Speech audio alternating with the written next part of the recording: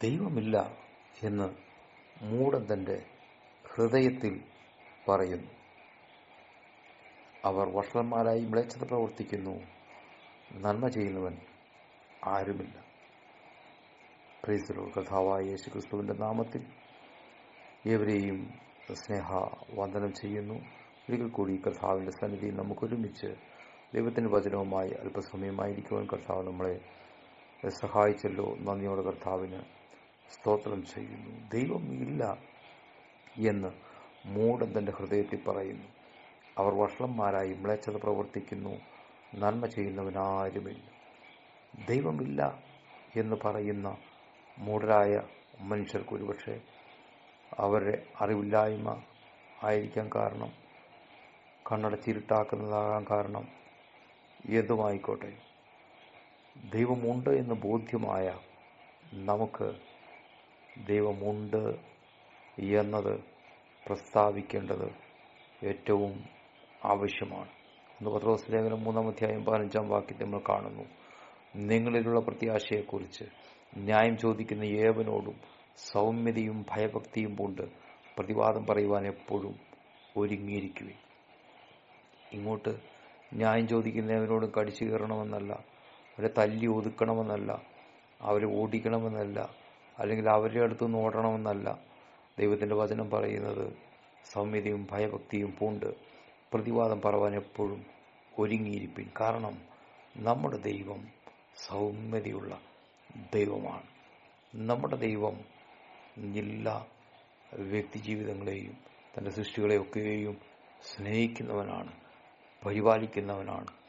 തക്ക സമയത്ത് മഴയും തക്ക സമയത്ത് വെയിലും എല്ലാം കൊടുത്ത് നമ്മെ അനുഗ്രഹിക്കുന്നവനാണ്. ദൈവം സ്നേഹം തന്നെ എന്ന ദൈവത്തിൻ്റെ വചനം നമ്മളെ പഠിപ്പിക്കുക.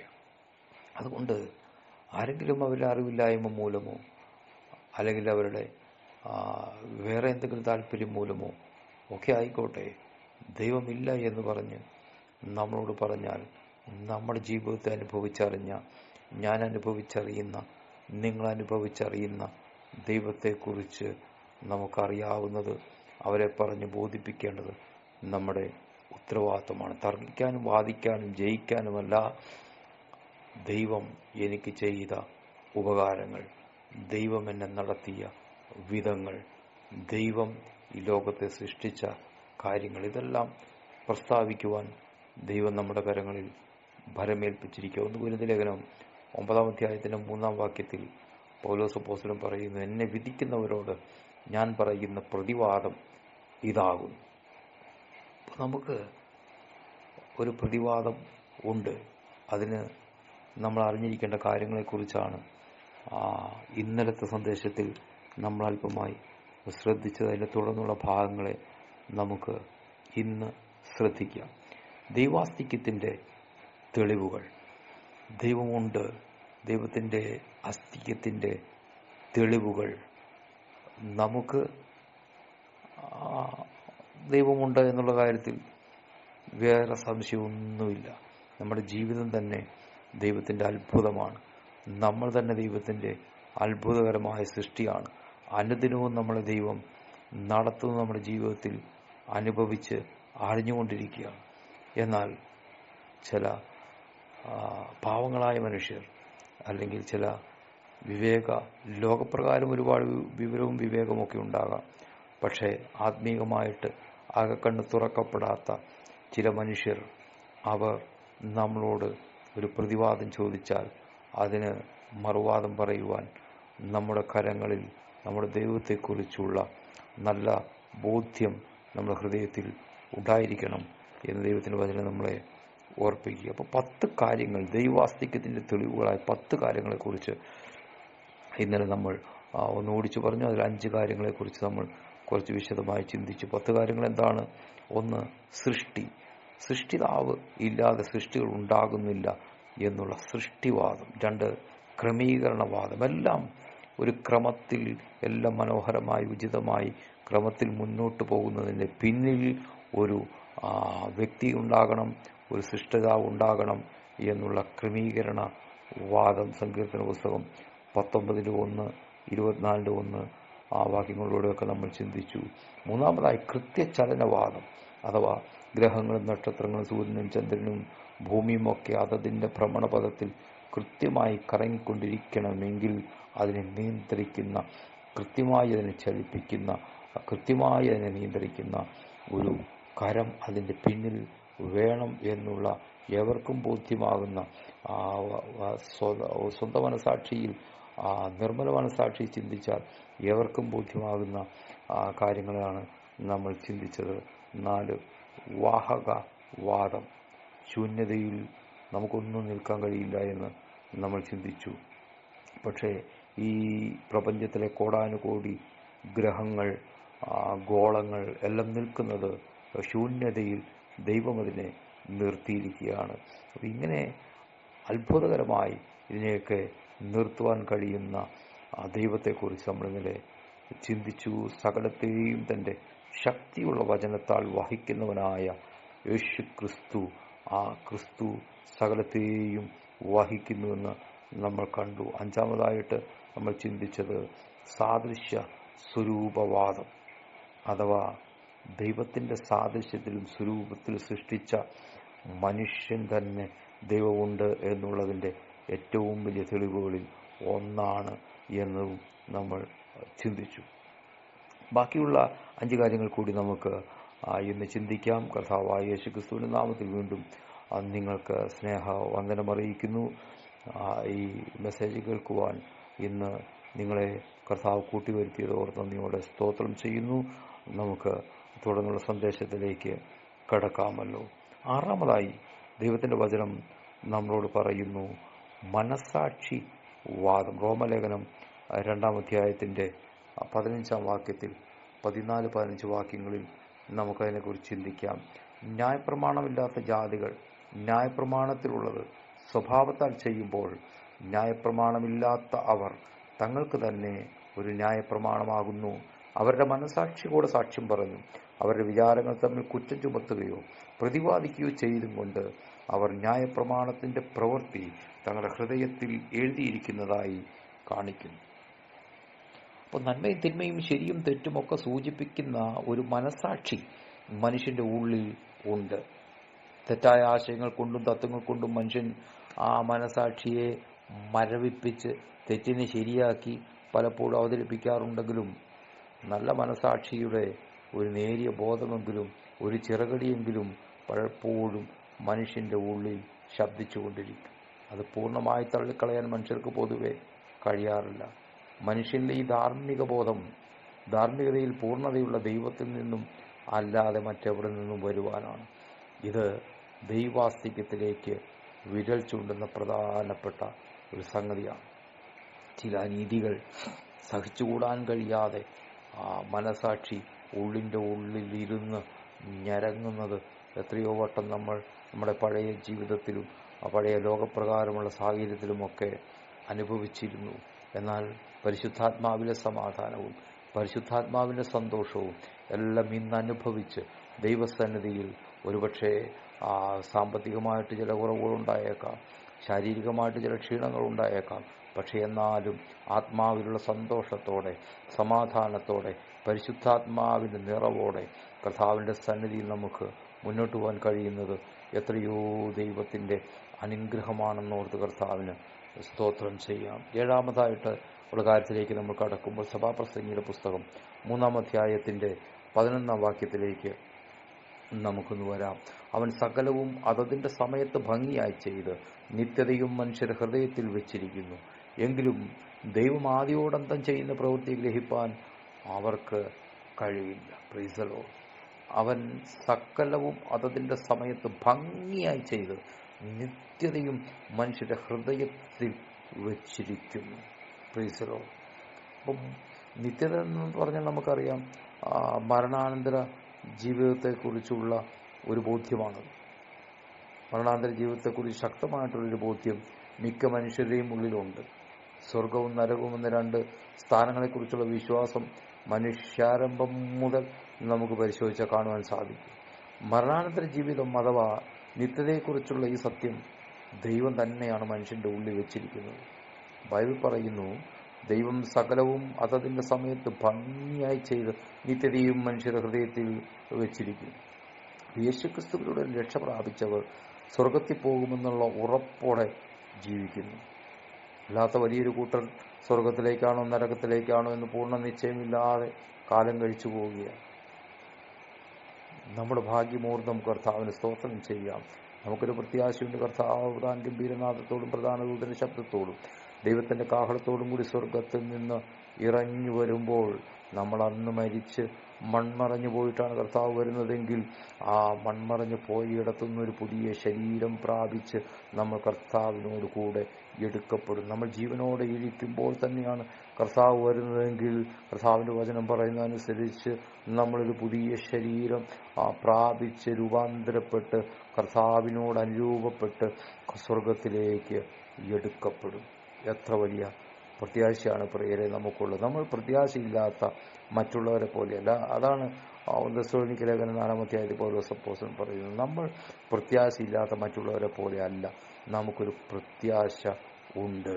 അത് മരിച്ചു കഴിഞ്ഞുള്ള പ്രത്യാശ മാത്രമല്ല, നമ്മുടെ ഈ ജീവിതത്തിലും നമ്മുടെ ഈ ഭാരങ്ങളിലും ഈ പ്രയാസങ്ങളും ഒക്കെ നിറഞ്ഞ ഈ ലോക യാത്രയിലും നമ്മുടെ ജീവിതത്തിൽ നമ്മളെ അനുദിനം സഹായിക്കുവാൻ നമ്മുടെ കർത്താവ് നമ്മളോട് കൂടെ ഉണ്ട്. എവിടെയാണോ ഭാരം അനുഭവിക്കുന്നത്, എവിടെയാണോ പ്രയാസം അനുഭവിക്കുന്നത്, ഒരു താങ്ങുന്ന കരമായിട്ട് കർത്താവ് നമ്മളോട് കൂടെയുണ്ട്. അതോർത്ത് കർത്താവിന് നന്ദിയോടെ സ്തോത്രം ചെയ്യാം. ആണ് പാട്ടുകാരൻ ഇങ്ങനെ പാടിയത്. താങ്ങും കരങ്ങളുണ്ട്, നിന്റെ ഹൃദയം തകരുമ്പോൾ ശാശ്വത പാറയേശു പുതുജീവൻ പകർന്നിടും. ശാശ്വത പാറയേശു പുതുജീവൻ പകർന്നിടും. അപ്പം നമ്മൾ പ്രത്യാശയില്ലാത്ത മറ്റുള്ളവരെ പോലെയല്ല. ഈ ജീവിതത്തിൽ നമുക്ക് പ്രത്യാശയുണ്ട്. വരുവാനിരിക്കുന്ന ലോകത്തും വരുവാനിരിക്കുന്ന ജീവിതത്തിലും നമുക്ക് പ്രത്യാശയുണ്ട്. എത്രയോ ഭാഗ്യവാന്മാരാണ് നമ്മൾ. കർത്താവിന് നന്ദിയോടെ നമുക്ക് സ്തോത്രം ചെയ്യാം. ഉൽപ്പത്തി പുസ്തകം 17-ാം അധ്യായത്തിൻ്റെ 1 നമുക്കൊന്ന് പോകാം. അബ്രഹാമിന് 99 വയസ്സായപ്പോൾ യഹോവ അബ്രാമിന് പ്രത്യക്ഷനായി അവനോട്, ഞാൻ സർവശക്തിയുള്ള ദൈവമാകുന്നു, നീ എൻ്റെ മുമ്പാകെ നടന്ന് നിഷ്കളങ്കനായിരിക്കുക. Price the Lord. 99 വയസ്സായ അബ്രഹാമിനോട് ദൈവം പറയുകയാണ്, നീ എൻ്റെ മുമ്പാകെ നടന്ന് നിഷ്കളങ്കൻ ആയിരിക്കുക. ദൈവവും അബ്രഹാമായിട്ടുള്ള ആ ബന്ധം, അബ്രഹാം എത്രയോ ദൈവത്തെ അനുസരിച്ച, എത്രയോ ദൈവത്തെ സ്നേഹിച്ച അബ്രഹാമിനെ കുറിച്ച് ദൈവത്തിൻ്റെ സ്നേഹിതനെന്ന് ദൈവം പറയുന്നു. ആ അബ്രഹാമിന് ഒരുപാട് കുറവുകളുണ്ട് എന്നത് നമുക്ക് വചനത്തിൽ നിന്നും ഗ്രഹിക്കുവാൻ കഴിയും. 99 വയസ്സായ അബ്രഹാമിനോട് ദൈവം പറയുക, നീ നിന്റെ നടപ്പിൽ എൻ്റെ മുമ്പാകെ നടന്ന് നിഷ്കളങ്കൻ ആയിരിക്കുക. ഒരു മനുഷ്യനും പൂർണ്ണനല്ല, ക്രിസ്തു ഒഴികെ വേറെ യാതൊരു മനുഷ്യനും പൂർണ്ണനല്ല എന്ന് നമുക്ക് ദൈവവചനത്തിലൂടെ കാണാം. അപാരമായ കഴിവുകൾ മനുഷ്യനുള്ളപ്പോൾ തന്നെ പല മേഖലകളിലും അവൻ നിസ്സഹായനും പരിമിതിയുള്ളവനുമാണ്. ഏതു മനുഷ്യനും ഉറച്ചു നിന്നാലും ഒരു ശ്വാസമത്രയെന്ന് സങ്കീർത്തനം 39:5 നമ്മൾ കാണുകയാണ്. അപ്പോൾ പാപത്തിൻ്റെതായ പരിമിതി എല്ലാവർക്കുമുണ്ട്. കൈപ്പിഴകളും അബദ്ധങ്ങളും എല്ലാം പറ്റുന്നവനാണ് മനുഷ്യൻ. രോഗവും പ്രായവും ശാപവും ഭയവും ആശങ്കയും ഇങ്ങനെ പരിമിതികളുടെ ഒരു നീണ്ട നിര തന്നെ എല്ലാ മനുഷ്യർക്കുമുണ്ട്. നമ്മുടെ ജീവിതത്തിൽ നമ്മൾ എന്തെല്ലാം കാര്യങ്ങൾ കണക്ക് കൂട്ടുകയൊക്കെ ചെയ്യുന്നു, പക്ഷേ അതിലെത്രയോ കാര്യങ്ങൾ നടക്കുന്നു, എത്രയോ കാര്യം നടക്കാതിരിക്കുന്നു. അപ്പം നമുക്ക് പല പരിമിതികൾ ഉള്ളപ്പോഴും നമ്മുടെ പരിമിതികളിലും ആവശ്യങ്ങളിലും നമ്മെ സഹായിക്കുവാൻ ശക്തനായ, പരിമിതികളില്ലാത്ത, പൂർണ്ണതയുള്ള, സർവശക്തിയുള്ള, പരിശുദ്ധനായ ഒരു വ്യക്തിയെക്കുറിച്ചുള്ള ഒരു ഉൾബോധം എല്ലാ മനുഷ്യരെയും ഉള്ളിൽ ഉണ്ട്. സുബോധമുള്ള എല്ലാ മനുഷ്യരെയും ഉള്ളിലുണ്ട്. പരിപൂർണതയുള്ള, സർവശക്തനായ, പരിശുദ്ധനായ ആ വ്യക്തിയാണ് ദൈവം. ദൈവസഹായം കൊണ്ടാണ് നാം ജീവിക്കുന്നതും മുന്നോട്ട് പോകുന്നതുമെല്ലാം. ദൈവം സർവശക്തനാണെന്ന് തിരുവചനം ആവർത്തിച്ച് പറയുക. വേറെ ആരെക്കുറിച്ചും അങ്ങനെ ആർക്കും പറയാൻ കഴിയത്തില്ല. തിരുവചനം പറയുന്നു ദൈവം സർവശക്തനാണ്. ഉൽപ്പത്തി പുസ്തകം 18-ാം അധ്യായത്തിൽ 14-ാം വാക്യത്തിൽ നമ്മൾ കാണുക, യഹോവയാൽ കഴിയാത്ത വല്ല കാര്യവുമുണ്ടോ? യഹോവയാൽ കഴിയാത്ത വല്ല കാര്യമുണ്ടോ? അബ്രഹാം വിചാരിച്ചെൻ്റെ ജീവിതം തീർന്നു, സാറ വിചാരിച്ചെൻ്റെ ജീവിതം തീർന്നു, വാഗ്ദത്തങ്ങളൊക്കെ ഉണ്ട്, പക്ഷെ നിവൃത്തിയാകുന്നില്ല. നീണ്ട 25 വർഷത്തോളം കാത്തിരുന്നു, എന്നിട്ടും ഒന്നും സംഭവിക്കുന്നില്ല. സാറയ്ക്കാണെങ്കിൽ സ്ത്രീകൾക്കുണ്ടായിരിക്കുന്ന ആ മുറ അത് നിന്നുപോയി. അബ്രഹാമിൻ്റെ ശരീരവും ക്ഷീണിച്ചു, ശോഷിച്ചു പോയി. ഇനി ഒരിക്കലും ഒരു പ്രത്യാശയ്ക്കും വകയില്ല. പക്ഷേ അവിടെ ആ മനുഷ്യൻ അപൂർണനായിരിക്കുമ്പോൾ, മനുഷ്യൻ ബലഹീനനായിരിക്കുമ്പോൾ, മനുഷ്യൻ ക്ഷീണിതനായിരിക്കുമ്പോൾ ദൈവത്തിൻ്റെ കരം അബ്രഹാമിൻ്റെ അടുക്കിലേക്ക് ഇറങ്ങിച്ചില്ല. ദൈവം അബ്രഹാമിനോട് പറയുക, നിനക്ക് അടുത്ത വർഷം ഇതേ സമയത്ത് ഞാനൊരു സന്തതിയെ തരും. Price the Lord. ഉൽപ്പത്തി പുസ്തകം 15-ാം അധ്യായത്തിലേക്ക് ചെല്ലുമ്പോൾ ദൈവം അബ്രഹാമുമായിട്ടുള്ളൊരു സംഭാഷണമുണ്ട്. അത് എത്രയോ മനോഹരമാണ്, എത്രയോ ശ്രേഷ്ഠമാണ്. ദൈവത്തോടൊരു സ്നേഹിതനെ പോലെ അബ്രഹാം സംസാരിക്കുന്നു. എൻ്റെ പ്രിയരെ, നമുക്ക് ദൈവത്തോട് ഇങ്ങനെ സംസാരിക്കാൻ കഴിയുന്നുണ്ടോ? നമുക്ക് ദൈവത്തോട്, അതിലും വലിയ പദവിയാണ് നമുക്ക് ഈ പുതിയ നിയമ കാലയളവിൽ ദൈവത്തിൻ്റെ മക്കളെന്ന് വിളിക്കപ്പെടുവാനുള്ള പദവി ദൈവം തന്നിരിക്കുക. എന്നിട്ട് നമുക്കിങ്ങനെ ദൈവത്തോട് സംസാരിക്കാൻ കഴിയുന്നുണ്ടോ? ദൈവം അബ്രഹാമിനോട് പറയുക, യഹോവയുടെ അരുളപ്പാടുണ്ടായെന്ന് തന്നെ, അബ്രഹാമേ ഭയപ്പെടേണ്ട, ഞാൻ നിന്റെ പരിചയം നിന്റെ അതിമഹത്തായ പ്രതിഫലമാകുന്നു. അതിന് അബ്രഹാം ചോദിക്കുക, കർത്താവായ യഹോവേ, നീ എനിക്ക് എന്ത് തരാൻ? നീ എനിക്ക് ഈ കാണുന്ന സ്വത്തോ കാര്യങ്ങളോ ഇതെല്ലാം തരുന്നുണ്ട്, പക്ഷേ ഞാൻ മക്കളില്ലാത്തവനായിട്ട് ഇങ്ങനെ നടക്കുമല്ലേ? എൻ്റെ അവകാശി ആ ദമ്മേശക്കാരനായ ഈ ഏലിയാസറല്ലേ? പിന്നെ നീ എനിക്ക് എന്ത് തരുമെന്നായി പറയുന്നേ എന്ന് അബ്രഹാം ദൈവത്തോട് ചോദിക്കുക. നീ എനിക്കൊരു സന്തതിയെ തന്നിട്ടില്ലല്ലോ, എൻ്റെ വീട്ടിൽ ജനിച്ച ദാസൻ എൻ്റെ അവകാശിയാകുന്നെന്നും അബ്രഹാം പറഞ്ഞു. Price the Lord. ദൈവം വഴക്കുവല്ലോ ഉണ്ടാക്കിയോ? ദൈവം അത്ര ശ്രേഷ്ഠനായ ദൈവം അബ്രഹാമിനെ പുറത്തേക്ക് കൊണ്ടു എന്നിട്ട് പറയുക, അബ്രഹാമേ, നീ ആകാശത്തേക്ക് നോക്ക്, നക്ഷത്രങ്ങളെ എണ്ണാൻ കഴിയുമെങ്കിൽ എണ്ണ് എന്ന് കൽപ്പിക്കുക. നിന്റെ സന്തതി ഇങ്ങനെയാകും എന്ന് ദൈവം അബ്രഹാമിനോട് പറയുക. അവൻ യഹോവയെ വിശ്വസിച്ചു, അത് അവന് നീതിയായി കണക്കിട്ടു. പ്രിയപ്പെട്ടവരെ, ജീവിതത്തിൽ ഒരിക്കലും നടക്കത്തില്ല എന്ന് പറയുന്ന ചില പ്രതിസന്ധികളുടെ മധ്യത്തിലാണോ നിങ്ങൾ അബ്രഹാം വിശ്വസിച്ചതുപോലെ ആശയ്ക്ക് വിരോധമായി എൻ്റെ ദൈവത്തിന് കഴിയാത്ത ഒരു കാര്യവുമില്ല എന്ന് ഹൃദയത്തിൽ ഏറ്റെടുത്തൊന്ന് വിശ്വസിക്കാമോ? ദൈവം അത് നിവർത്തിച്ചു തരും. ഹല്ലേലൂയ. വിശ്വാസികളത്രേ അബ്രഹാമിൻ്റെ മക്കൾ എന്ന് നമ്മൾ കേൾക്കുന്നുണ്ടല്ലോ. വിശ്വസിക്കുന്നവരാണ് അബ്രഹാമിൻ്റെ മക്കൾ. ക്രിസ്തുയേശു എന്തിനാണ് മരിച്ച? ഗലാത്യലേഖനം 3-ാം അധ്യായത്തിൽ നമ്മൾ കാണുക, ക്രിസ്തുയേശു മരിച്ചത് അബ്രഹാമിൻ്റെ അനുഗ്രഹം ക്രിസ്തുവിലൂടെ ജാതികൾക്ക് ലഭിക്കേണ്ടതിനാണ്. ഹല്ലേലൂയ. ആ കർത്താവിന് നന്ദിയോടെ നമുക്ക് സ്തോത്രം ചെയ്യാം. അബ്രഹാം ദൈവത്തിൻ്റെ സ്നേഹിതനായിരുന്നു. അബ്രഹാം ദൈവവുമായിട്ട് ഇങ്ങനെ സംസാരിച്ചുവെങ്കിൽ എൻ്റെ നിങ്ങളുടെയും ജീവിതത്തിൽ ദൈവവുമായിട്ട് ഇതിലും കൂടുതലായിട്ട് സംസാരിക്കേണ്ടതല്ലേ? സംസാരിക്കാൻ കഴിയുന്നുണ്ടോ? ദൈവത്തിൽ നിന്നും ശബ്ദം കേൾക്കാൻ കഴിയുന്നുണ്ടോ? ദൈവത്തോട് സംസാരിക്കാൻ കഴിയുന്നുണ്ടോ? ഇല്ലെങ്കിൽ ഇന്ന് മുതൽ മുട്ടുമടക്കുക. ദൈവം എന്നോട് സംസാരിക്കണമേ, എൻ്റെ പ്രാർത്ഥന കേൾക്കണമേ എന്ന് ദൈവത്തോട് നമുക്ക് നിലവിളിക്കാം. കർത്താവ് നമ്മളെ ധാരാളമായി സഹായിക്കും. യോബിൻ്റെ പുസ്തകം 42-ാം അധ്യായത്തിൻ്റെ 1-2 വാക്യങ്ങളിൽ പറയുക, ഇനി യോബ് യഹോവയുടെ ഉത്തരം പറഞ്ഞത്, നിനക്ക് സകലവും കഴിയും, നിന്റെ ഉദ്ദേശമൊന്നും അസാധ്യമല്ലെന്ന് ഞാൻ അറിയുന്നു. നിനക്ക് സകലവും കഴിയും, നിന്റെ ഉദ്ദേശമൊന്നും അസാധ്യമല്ലെന്ന് ഞാൻ അറിയുന്നു. നമുക്കും പറയാം, അസാധ്യതകളെ മുന്നിൽ വെച്ചുകൊണ്ട് നമുക്കും ദൈവത്തോട് പറയാം, ഒരിക്കലും നടക്കത്തില്ല എന്ന്. മറ്റുള്ളവർ വെല്ലുവിളിച്ച് നിൽക്കുന്ന വിഷയങ്ങൾ നമ്മളെ തളർന്നു പോകാൻ നോക്കി നിൽക്കുന്നവർ കാണുക, ദൈവം നമ്മളെ അനുഗ്രഹിച്ച് നടത്തുന്ന ദൈവമാണെന്ന് വിശ്വസിച്ച് നമുക്കും പ്രാർത്ഥിക്കാം. നിനക്ക് സകലവും കഴിയും. കർത്താവേ, എന്നെ കൊണ്ടൊന്നും കഴിയത്തില്ല. ഇത്ര നാളും ഞാൻ എന്നെക്കൊണ്ട് വല്ലതൊക്കെ കഴിയുമെന്നൊക്കെ വിചാരിച്ചു. എൻ്റെ ശക്തി, എൻ്റെ ബലം, എൻ്റെ പണം, എൻ്റെ ബന്ധുബലം ഇതെല്ലാം വെച്ച് നോക്കി. പക്ഷെ ഒന്നും നടക്കുന്നില്ല. എനിക്കൊരു കാര്യം മനസ്സിലായി, ഇത് നിനക്കേ കഴിയത്തുള്ളൂ. അതുകൊണ്ട് നിന്റെ കരങ്ങളിലേക്ക് ഞാൻ സമർപ്പിക്കുന്നു. നിനക്ക് സകലവും കഴിയുമെന്നും നിന്റെ ഉദ്ദേശം ഒന്നും അസാധ്യമല്ലെന്നും ഞാൻ അറിയുന്നു. ഹൃദയത്തിൽ നിന്ന് പറയാമോ, നിനക്ക് സകലവും കഴിയുമെന്നും നിന്റെ ഉദ്ദേശമൊന്നും അസാധ്യമല്ലെന്നും ഞാൻ അറിയുന്നു.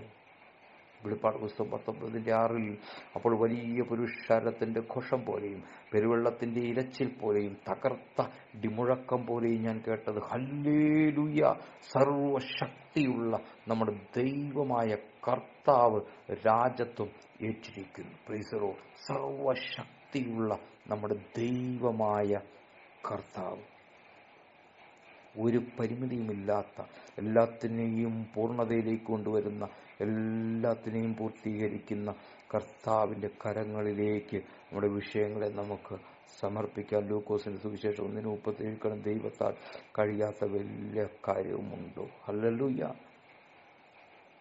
പ്രിയരെ, മനുഷ്യർ പലതിലും അപൂർണരായിരിക്കുമ്പോൾ, സകല പ്രപഞ്ച സൃഷ്ടികളും അപൂർണരായിരിക്കുമ്പോൾ, പൂർണ്ണതയുള്ള ഒരേ ഒരു വ്യക്തിത്വമേ ഉള്ളൂ. അത് ദൈവമാണ്. Price the Lord. അടുത്ത വാക്യത്തിലേക്ക് നമുക്ക് കടക്കാം. അപ്പോസ്തല പ്രവൃത്തികളുടെ പുസ്തകം 17-ാം അധ്യായം 27-ാമത്തെ വാക്യം. അപ്പോസ്തല പ്രവൃത്തി 17-ാം അധ്യായം 26-27 വാക്യങ്ങൾ നമുക്ക് വായിക്കാം. ഭൂതലത്തിലെങ്ങും കുടിയിരിപ്പാൻ അവൻ ഒരുത്തരിൽ നിന്നും മനുഷ്യജാതിയൊക്കെയും ഉളവാക്കി അവരുടെ നിവാസത്തിന് അതിരുകളും കാലങ്ങളും നിശ്ചയിച്ചു. അവർ ദൈവത്തെ തപ്പി നോക്കി കണ്ടെത്തുമോ എന്ന് വെച്ച് അവനെ അന്വേഷിക്കേണ്ടതിന് തന്നെ. അവൻ നമ്മിലാർക്കും അകന്നിരിക്കുന്നവൻ അല്ലതാനും. അപ്പോൾ ഒരു പൂർണ്ണത ദൈവത്തിലെ ഉണ്ടാവുകയുള്ളൂ എന്ന് നമ്മൾ കണ്ടു. 8-ാമതായിട്ട് പൂർണ്ണതാവാദം. 9-ാമതായിട്ട് നമ്മൾ കാണുന്നതാണ് അന്വേഷണവാദം. അപ്പോസ്തലപ്രവൃത്തി 17:27 നമ്മൾ കണ്ടു. അവർ ദൈവത്തെ തപ്പി നോക്കി കണ്ടെത്തുമോ എന്ന് വെച്ച് അവനെ അന്വേഷിക്കേണ്ടതിന് തന്നെ. അപ്പോൾ ദൈവാന്വേഷണത്തിന്റെ ഫലമായിട്ടാണ് അനവധിയായ മതങ്ങളും ഈസങ്ങളുമൊക്കെ ലോകത്തിലുണ്ടായത്. പ്രാചീന കാലം മുതൽ അപരിഷ്കൃതർ പോലും ദൈവത്തെ അന്വേഷിച്ചതും തന്നേക്കാൾ ഉയർന്നതിനെ ആരാധിച്ചിരുന്നതും പ്രകൃതി ശക്തികളെ ഭയപ്പെട്ടിരുന്നതും ഇന്നും ദൈവത്തെ സ്നേഹിക്കുന്നവരും സത്യാന്വേഷികളും സത്യദൈവത്തെയും രക്ഷയെയും തിരയുന്നതും ദൈവവാസ്തവത്തിലേക്ക് വിരൽ ചൂണ്ടുകയാണ്. ശാസ്ത്രജ്ഞന്മാരെയും ഡോക്ടറേറ്റ് ഉള്ളവരെയും തത്വചിന്തകരെയും വലിയ വിജയങ്ങൾ നേടിയെടുത്തവരെയും ബുദ്ധിമാന്മാർ എന്ന് മനുഷ്യർ വിശേഷിപ്പിക്കുമ്പോൾ, ലോകം വിശേഷിപ്പിക്കുമ്പോൾ, തിരുവചനം സങ്കീർത്തന പുസ്തകം 14:2 നമ്മൾ വായിച്ചതുപോലെ ദൈവമില്ല എന്ന മൂഢനാണ് പറയുന്നത് എന്നും ദൈവത്തെ അന്വേഷിക്കുന്ന ബുദ്ധിമാനായ മനുഷ്യനുണ്ടോ എന്ന് ദൈവം സ്വർഗത്തിൽ നിന്ന് നോക്കിക്കൊണ്ടിരിക്കുന്നു എന്ന് ദൈവത്തിന്റെ വചനം പറയുക. സങ്കീർത്തനം 53:2 ദൈവത്തെ അന്വേഷിക്കുന്ന ബുദ്ധിമാന്മാരായ മനുഷ്യനുണ്ടോ എന്ന് കാണുവാൻ ദൈവം സ്വർഗത്തിൽ നിന്നും നോക്കിക്കൊണ്ടിരിക്കുക. ഹല്ലേലൂയ. അനേക ജനങ്ങൾക്ക് ദൈവത്തെ കാണാൻ കഴിയാതിരിക്കുമ്പോൾ നമുക്ക് സത്യദൈവത്തെ തിരിച്ചറിയുവാൻ ദൈവം തന്ന വലിയ കൃപയ്ക്കായി നന്ദിയോടെ സ്തോത്രം ചെയ്യാം. ദൈവത്തെ അന്വേഷിക്കുന്ന ബുദ്ധിമാന്മാരെന്ന് നമ്മളെക്കുറിച്ച് പറയുവാൻ സ്വർഗത്തിന് ഇടയായല്ലോ. ഹല്ലേലൂയ. നന്ദിയോടെ സ്തോത്രം ചെയ്യാം. നമ്മുടെ കഴിവല്ല, നമ്മുടെ ബുദ്ധി കൊണ്ട് നമ്മൾ അന്വേഷിച്ച് കണ്ടെത്തിയതല്ല. ദൈവം തന്നെ നമ്മളെ സ്നേഹിച്ചതുകൊണ്ട് നമുക്ക് വെളിവാക്കി തന്നു. അതുകൊണ്ട് കർത്താവിന് നന്ദിയോടെ നമുക്ക് സ്തോത്രം ചെയ്യാം. 10-ാമതായിട്ട് അവസാനമായി നമ്മൾ ചിന്തിക്കുന്ന വാദമാണ് വെളിപ്പാട് വാദം. യോഹന്നാൻ സുവിശേഷം 1-ാം അധ്യായം 14 മുതൽ 18 വരെയുള്ള വാക്യങ്ങൾ നമ്മൾ വായിക്കുമ്പോൾ അവിടെ പറയുകയാണ്, വചനം ജഡമായി തീർന്നു, കൃപയും സത്യവും നിറഞ്ഞവനായി നമ്മുടെ ഇടയിൽ പാർത്തു. ഞങ്ങൾ അവന്റെ തേജസ് പിതാവിൽ നിന്നും ഏകജാതനായവന്റെ തേജസ്സായി കണ്ടു. യോഹന്നാൻ അവനെക്കുറിച്ച് സാക്ഷീകരിച്ച് എന്റെ പിന്നാലെ വരുന്നവൻ എനിക്ക് മുമ്പനായി തീർന്നു. അവൻ എനിക്ക് മുമ്പേ ഉണ്ടായിരുന്നു എന്ന് ഞാൻ പറഞ്ഞവൻ ഇവൻ തന്നെ എന്ന് വിളിച്ചു പറഞ്ഞു. അവന്റെ നിറവിൽ നിന്ന് നമുക്കെല്ലാവർക്കും കൃപമേൽ കൃപ ലഭിച്ചിരിക്കുന്നു. ന്യായപ്രമാണം മോശ മുഖാന്തരം ലഭിച്ചു, കൃപയും സത്യവും യേശുക്രിസ്തു മുഖാന്തരം വന്നു.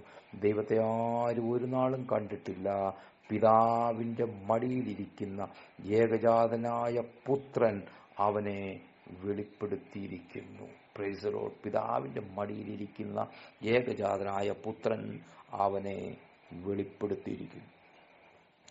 മനുഷ്യൻ ദൈവത്തെ അന്വേഷിച്ചതിൻ്റെ ഫലമായിട്ടാണ് അനേകം മതങ്ങൾ ലോകത്തുണ്ടായത് എന്ന് നമ്മൾ ചിന്തിച്ചു. എന്നാൽ ദൈവം മനുഷ്യനെ അന്വേഷിച്ച് വന്ന കാര്യമാണ് ഇപ്പോൾ യോഹന്നാൻ സുവിശേഷം 1-ാം അധ്യായം 14 മുതലുള്ള വാക്യങ്ങളിൽ നമ്മൾ വായിച്ചത്. അങ്ങനെ മനുഷ്യനെ അന്വേഷിച്ചു വന്ന രക്ഷകനായ ദൈവമാണ് കർത്താവായ യേശു ക്രിസ്തു. ആദാമും ഹവ്വായും പാപം ചെയ്തിട്ടും ദൈവം അവരെ അന്വേഷിച്ച് ഏദൻ തോട്ടത്തിലേക്ക് വന്നു. അങ്ങനെ വരുമ്പോൾ ആദ്യത്തെ മിഷനറി നമ്മുടെ ദൈവം തന്നെയാണ് എന്നുള്ളത് ഓർത്ത് നമുക്ക് നന്ദിയോടെ സ്തോത്രം ചെയ്യാം. കാലസമ്പൂർണ്ണതയിൽ ദൈവം മനുഷ്യവേഷത്തിൽ നമ്മുടെ രക്ഷയ്ക്കായി വന്നു. അതാണ് യേശു ക്രിസ്തു. അവിടുന്ന് സവിശേഷമായ വിധത്തിൽ ജനിച്ചതും നമുക്കായി മരിച്ചിട്ട് ഉയർത്തതും വീണ്ടും വരുമെന്നുറപ്പ് നൽകിയതും ദൈവമുണ്ട് എന്നതിൻ്റെ നിഷേധിക്കാനാവാത്ത തെളിവായിട്ട് നിലകൊള്ളുകയാണ്. യേശുവിൽ ദൈവത്തിൻ്റെ സർവ്വസമ്പൂർണതയും ദേഹരൂപമായി വസിക്കുന്നു എന്ന് കൊലോസ്യ ലേഖനം 2-ാം അധ്യായത്തിൻ്റെ 9-ാം വാക്യം പറയുക. അവനിലല്ലോ ദൈവത്തിൻ്റെ സർവ്വസമ്പൂർണതയും ദേഹരൂപമായി വസിക്കുന്നത്. ഇത് വെളിപ്പെട്ട് കിട്ടണമെങ്കിൽ പരിശുദ്ധാത്മാവിൽ വലിയ കൃപ നമുക്ക് വേണം. ചിലർ പറയുന്നു യേശു ദൈവമല്ല, പിതാവ് മാത്രമാണ് ദൈവം, പുത്രൻ ദൈവമല്ല, പരിശുദ്ധാത്മാവ് ദൈവമല്ല.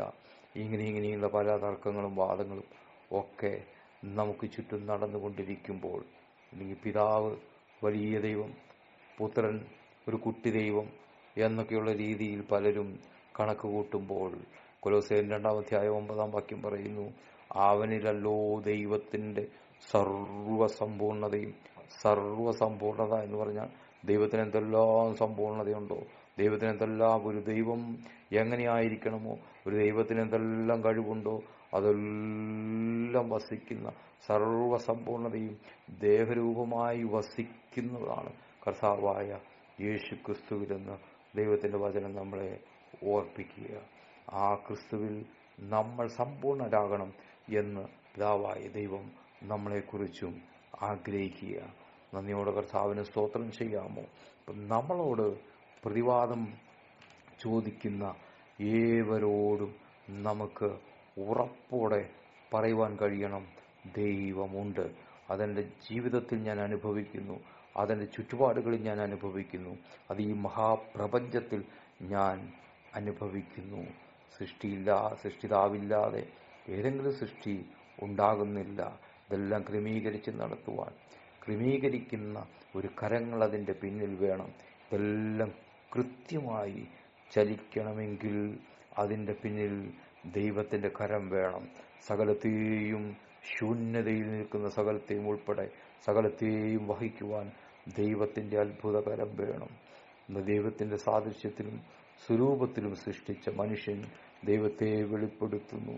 മനുഷ്യൻ്റെ ഉള്ളിലെ മനസ്സാക്ഷി ദൈവത്തെ കാണിച്ചു കൊടുക്കുന്നു. അവൻ്റെ ഉള്ളിലെ ഒരു നിത്യതയുടെ ബോധം ദൈവത്തിലേക്ക് അവനെ നയിക്കുന്നു. ഒരു അപൂർണത അവൻ്റെ ജീവിതത്തിൽ, ആത്മാവിലുള്ളൊരു ശൂന്യത, ഇതെല്ലാം ദൈവത്തിലേക്ക് മനുഷ്യനെ കൊണ്ടുപോകുവാൻ പര്യാപ്തമാണ്. മനുഷ്യൻ ഒരു ദൈവത്തെ അന്വേഷിച്ചുകൊണ്ടേ ഇരിക്കുന്നതിൻ്റെ ഫലമായിട്ടാണ് അനവധി മതങ്ങൾ ലോകത്ത് ഉണ്ടായത്. എന്നാൽ ആ പല മതങ്ങൾക്കും ദൈവത്തെ കണ്ടെത്താൻ കഴിഞ്ഞില്ല. പക്ഷേ ദൈവം സ്നേഹിച്ച, ദൈവം അനുവദിച്ച, ദൈവത്തിൻ്റെ ഹിതപ്രകാരമുള്ള, ദൈവം തിരഞ്ഞെടുത്ത നമുക്ക് ദൈവത്തെ കണ്ടെത്തുവാൻ കഴിഞ്ഞതോർത്ത് കർത്താവിന് സ്തോത്രം ചെയ്യാം. വെളിപ്പാട് ക്രിസ്തുവിൽ ദൈവത്തിൻ്റെ സകല സമ്പൂർണതയും വസിക്കുന്നു, ദേഹരൂപമായി വസിക്കുന്നു എന്നതും കൊണ്ട് കണ്ട് ഈ 10 കാര്യങ്ങൾ ദൈവത്തിൻ്റെ അസ്തിത്വത്തെ ബോധിപ്പിക്കുന്ന തെളിവുകളായി നമ്മൾ മുമ്പിലിരിക്കുമ്പോൾ നമുക്ക് ഈ ഒരു തെളിവിൻ്റെ ആവശ്യമില്ല. നമ്മുടെ ജീവിതത്തിൽ ഇത് കർത്താവിൻ്റെ ഇടപെടൽ നമുക്കല്ലാതെ തന്നെ അറിയാം.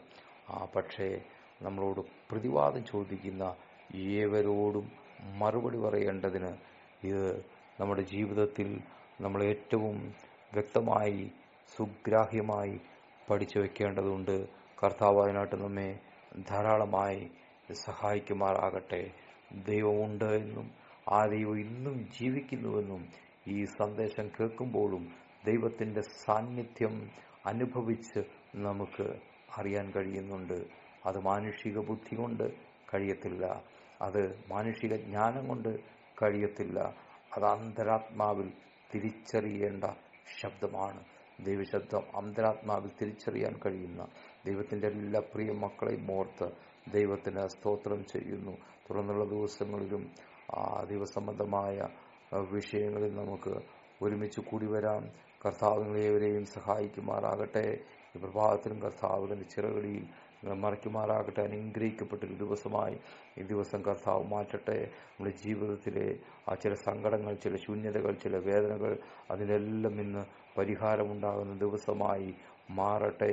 ദൈവത്തിന് കഴിയാത്ത വല്ല കാര്യവുമുണ്ടോ? ദൈവത്തിന് കഴിയാത്ത വല്ല കാര്യവുമുണ്ടോ? എന്നെ വിധിക്കുന്നവരോട് ഞാൻ പറയുന്ന പ്രതിവാദം ഇതാകുന്നു: ദൈവം ഉണ്ട്. Praise Lord. ദൈവം നിങ്ങളെ ധാരാളമായി അനുഗ്രഹിക്കുമാറാകട്ടെ. ധാരാളമായി അനുഗ്രഹിക്കുമാറാകട്ടെ. കൃപ നിങ്ങളെല്ലാവരോടും കൂടെ ഇരിക്കുമാറാകട്ടെ. നിങ്ങളുടെ പ്രാർത്ഥനാ വിഷയങ്ങൾ ഞങ്ങളെ അറിയിക്കുന്നുവെങ്കിൽ ഞങ്ങൾ ഒരുമിച്ച് നിങ്ങൾക്ക് വേണ്ടി പ്രാർത്ഥിക്കുന്നതാണ്. ഞങ്ങളുടെ മിനിസ്ട്രിയെ ഓർത്ത്, ഞങ്ങളെ ഓർത്ത് നിങ്ങളും പ്രാർത്ഥിക്കുക. ദൈവം നമ്മളെ ധാരാളമായി സഹായിക്കുമാറാകട്ടെ. God bless you all. Praise the lord, praise the lord, praise the Lord.